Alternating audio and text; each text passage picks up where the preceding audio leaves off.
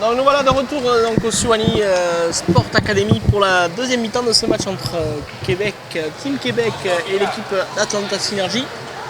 On rappelle le score sans appel de la première période, hein, Marianne 10-0 pour l'équipe américaine. Le score est lourd.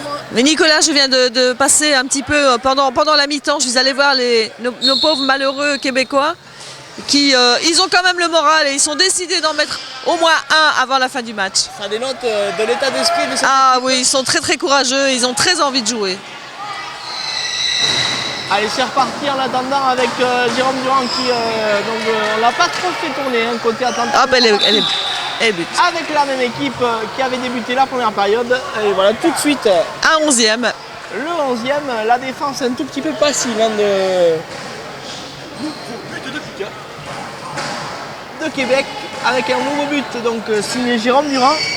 Il en avait inscrit 3 en première période. C'est donc son 4e but personnel. 11-0 pour Atlanta.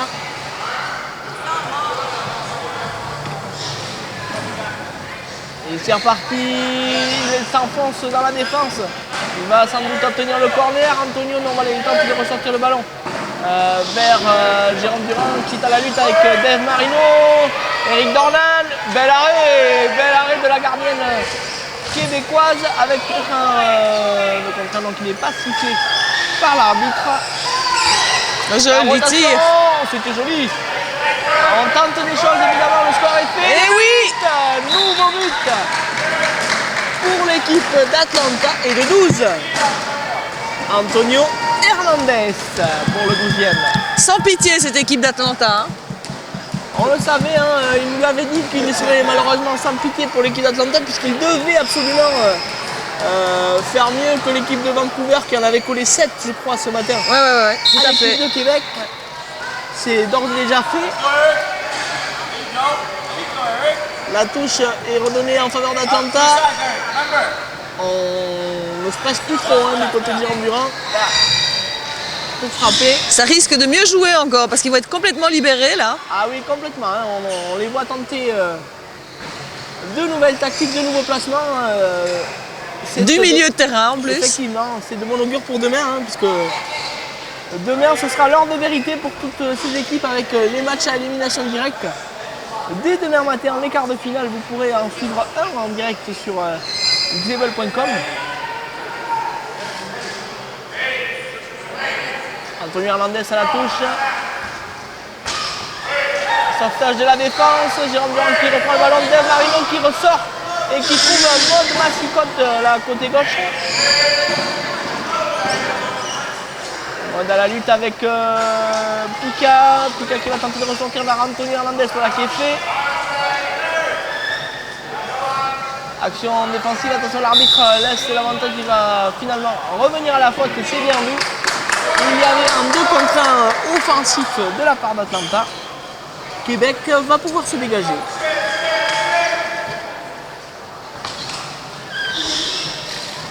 Et tout de suite revenu dans la défense avec Antonio Hernandez à la lutte avec Dave Marino.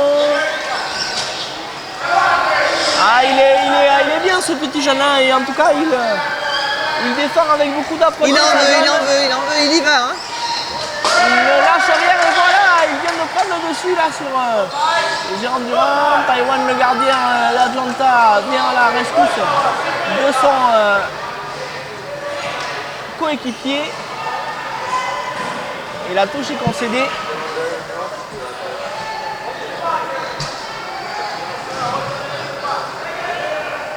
Toujours Antonio Hernandez à la manœuvre.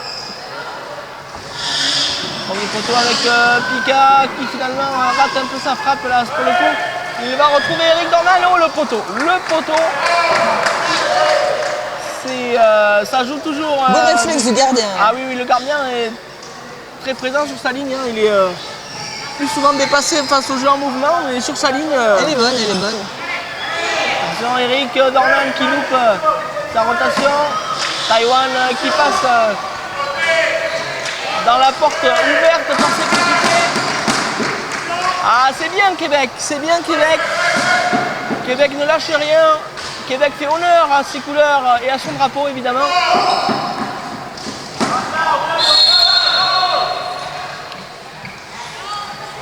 Cette équipe a vraiment des vertus intéressantes pour l'avenir en tout cas. Attention, la rotation, la frappe. Oh le but! Nouveau but. Cette fois inscrit, c'est son premier du match par le numéro 5, Eric Dornan. On ne va pas tarder à s'approcher du record donc de la compétition qui était jusqu'à maintenant de 13-0. Il était détenu par Circle City. 13-0, on joue depuis 5 minutes en deuxième période. Attention avec Antonio Hernandez, nouvelle vague offensive dans la surface. Et on concède à nouveau un corner.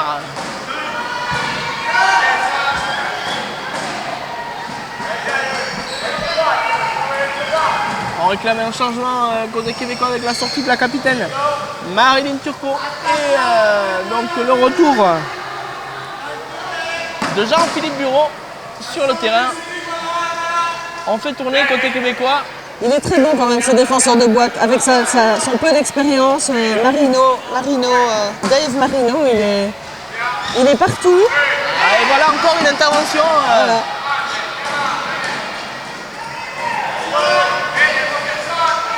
Aïe aïe aïe.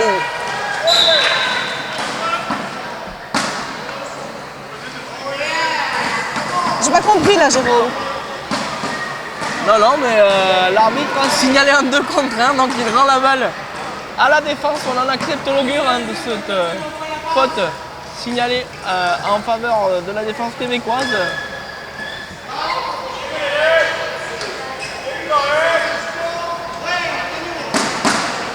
Et nouvelle touche, cette fois en faveur de Québec. Le rythme est un petit peu tombé, Marianne, dans cette rencontre.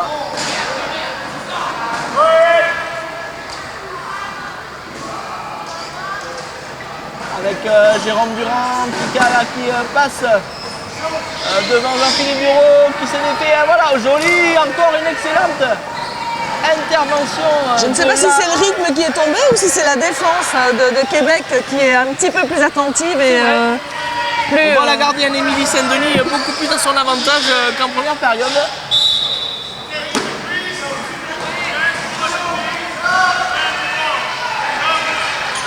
L'arbitre va donner un coup franc pour une position de 3 dans la boîte, une des règles spécifiques de la discipline. Donc les défenseurs, vous le savez, ne peuvent pas être plus de 2 dans la zone de but, correspondant à leur défense.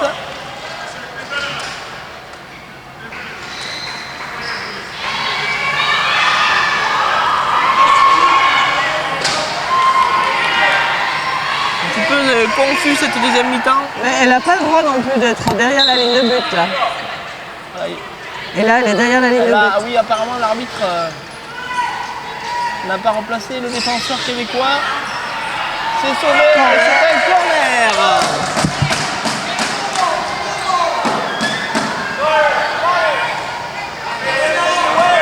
Alors qu'on arrive bientôt à la mi-temps de cette deuxième mi-temps et que Québec, on le voit au score, on n'a plus que 3 buts.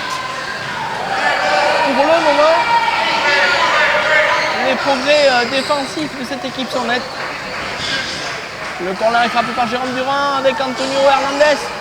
Nouvelle récupération de Pica qui va tenter de se défaire du gardien et Émilie Saint-Denis de son défenseur. Maud Massicotte. Jean-Philippe. 1-3 dans la boîte.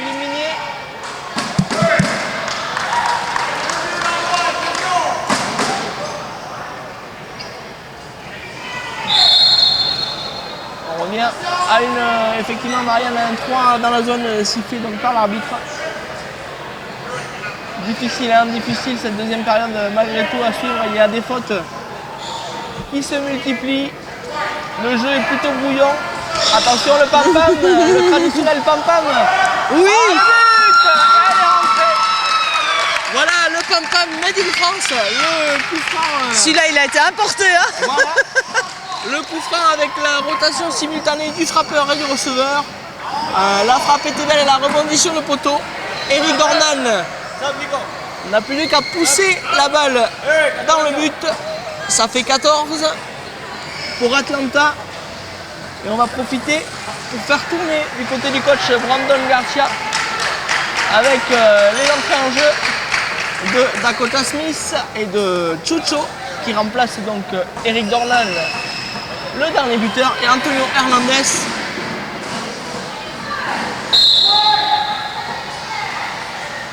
Coup d'envoi, Team Québec.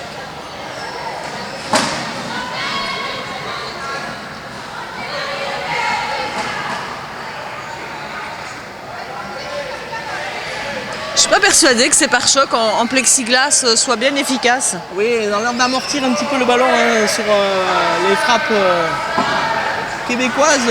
Effectivement, ce sont plutôt des pare-chocs de pratique loisir qu'on utilise généralement dans ce cadre-là. Mais donc Québec débute et Québec débute. Mais avec oui, en fait, le coach m'a expliqué que c'était une question de facilité de placement. Mais c'est pas très rentable sur un match en compétition. Ce pare-choc, pour moi, n'est pas au top. Et Dakota Smith, pendant ce temps, on a profité, Marianne, pour inscrire le 15e. Ah ben tiens, je l'ai pas vu celui-là. Magnifique action collective, ponctuée par la joueuse d'Atlanta, qu'on a vu très à son avantage aujourd'hui.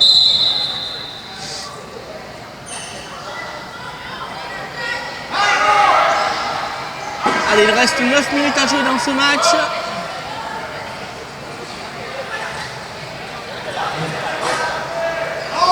Et attention, Amon Massicotte, elle a perdu le ballon de vue. Et un corner. Malheureusement, le corner.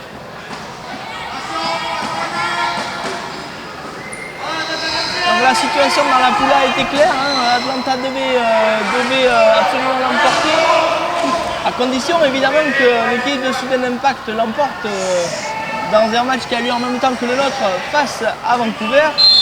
Et je regarde un petit peu le panneau de score adverse pour m'apercevoir que pour l'instant dans le match entre Vancouver... Oh joli! Oh là là, le 16e! Je le disais, le match entre Vancouver et Student Impact est pour l'instant toujours de 0-0 le score là-bas.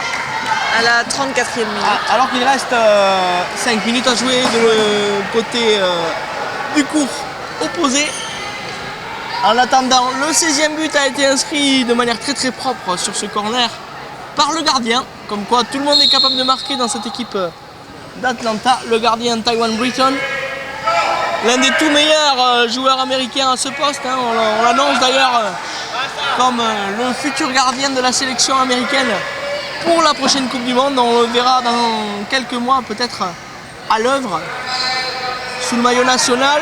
En attendant, il démontre de très belles choses avec son équipe, avec son club. C'est non seulement un excellent dernier rempart, mais en plus Marianne, un gardien qui participe énormément au jeu. Et qui part en attaque, le voilà d'ailleurs encore. Nouvelle contre-attaque signée Taïwan, il va enchaîner avec Dakota Smith. Chucho est tout seul là-bas sur son côté. Dakota lui fait une magnifique passe, c'est très très collectif. On sent la touche Jérôme Durand dans cette animation. On sent la griffe du maître. Ouais. D'ailleurs, le maître supervise. Voilà, le maître attend. Le maître est au centre du terrain, il admire ses ouailles. À 2. Et nouveau but pour l'équipe d'Atlanta avec Dakota Smith.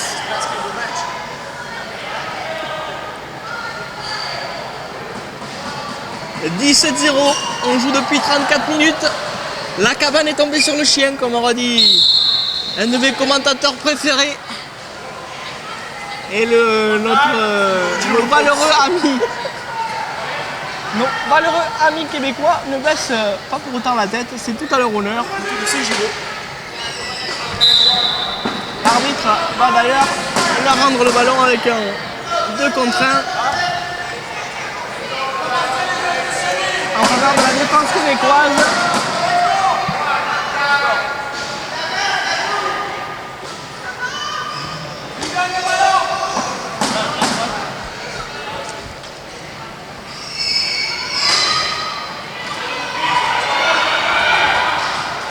Ouh là là là là, un autobut! Dommage, la gardienne avait fait encore un bel effort pour tenter de ce ballon. Le défenseur québécois s'est trouvé au mauvais endroit, au mauvais moment malheureusement. Et voilà la sortie sous les applaudissements du public nourri de Jérôme Durand.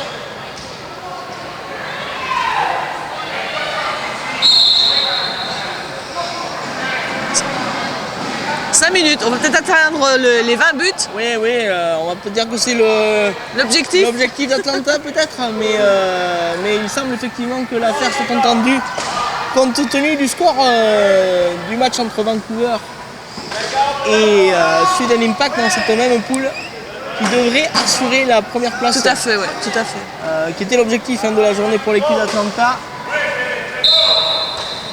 Arbitre siffle, 1-2 contre 1. Il va de nouveau rendre la balle à la défense. Malheureusement, l'équipe de Québec n'aura pas souvent passé la ligne médiane. Peut-être là à l'occasion avec le retour de la capitaine Marilyn Turcot, qui a toujours le sourire. Ils ont tous le sourire.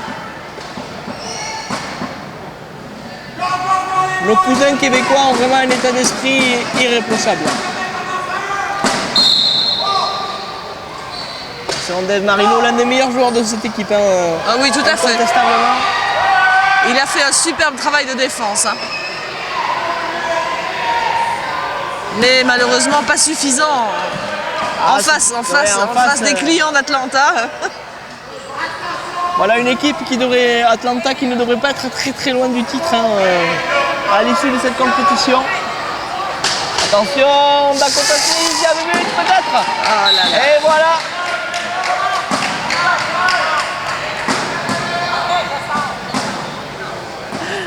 Ah là là, c'est difficile. C'est difficile, on est un petit peu déçus pour nos amis québécois que la note soit aussi salée. Alors qu'il reste encore 3 minutes à jouer, que le score est de 19-0. Cela ressemble plus à un score de rugby qu'à un score de football, certes. En attendant, Atlanta a fait le métier, c'est tout à leur honneur également.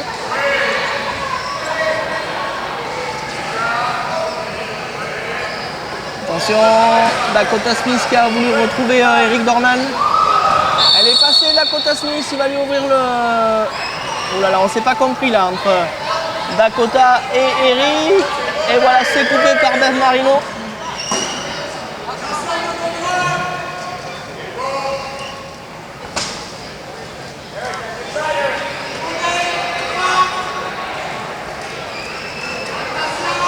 Dakota Smith, c'est joli, Eric Dornan. Ah, c'est magnifiquement joué collectivement malgré tout. Ça combine, ça coulisse. Le 20e but inscrit par Eric Dornan à la 38e. Il ne doit plus rester beaucoup de place sur la feuille de match, je pense. Faut arrêter d'écrire aussi.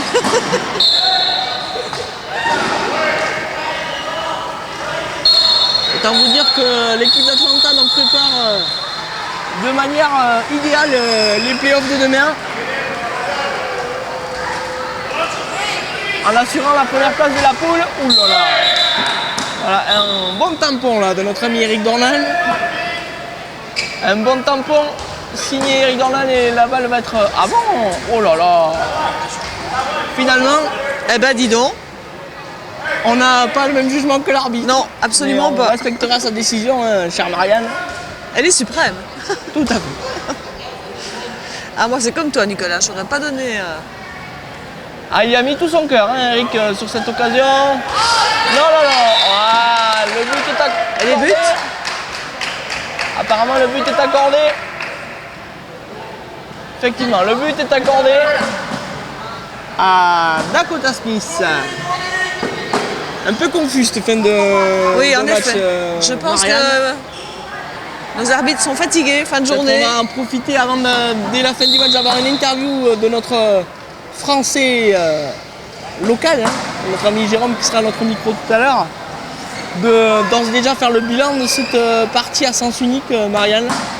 Atlanta devait gagner, Atlanta s'est imposé, et pour Québec, l'apprentissage est difficile. Difficile, non, ils ont encore beaucoup de chemin à faire, mais bon, c'est logique.